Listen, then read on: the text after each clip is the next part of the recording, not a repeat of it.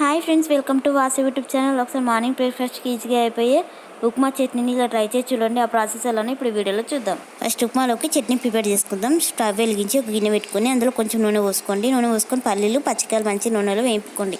పల్లీలు పచ్చికాయలు మంచి నూనెలో వేపాక ఒక ఉల్లిగడ్డ, కొంచెం చింతపండు, ఒక 4-5 ఎల్లిపాయలు వేసేసి వాటిని కూడా మంచిగా నూనెలో వేగనివ్వండి. ఇలా మంచి నూనెలు అన్నీ వేగిపోయాక కొంచెం ఉప్పు వేసేసి మరొకసారి బాగా మిక్స్ చేసేసి వీటన్నిటిని బాగా వేగనివ్వండి.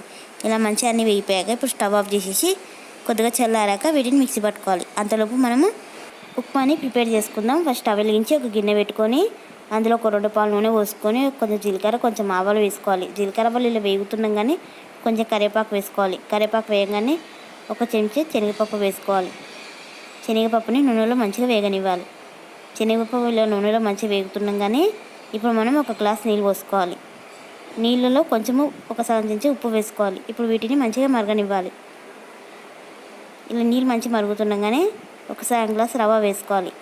ఈ ఉప్మాని కొంచెం పలసగా చేసుకుంటే బాగుంటుంది. చూశారు కదా, ఈ విధంగా మంచి పలసగా చేసేసుకోండి. దీంట్లో నేను పచ్చికాయ ఎందుకు వేయలేదంటే నేను ఆల్రెడీ చట్నీలో బాగానే పచ్చికాయలు వేసాను కాబట్టి ఇందులో వేయలేదు. కావాలంటే మీరు వేసుకోవచ్చు. ఇప్పుడు ఇవన్నీ చల్లారిపోయాయి కదా, వీటన్నిటిని ఒక మిక్సర్లో వేసేసుకొని మనం చట్నీ రుబ్బేసుకుందాం.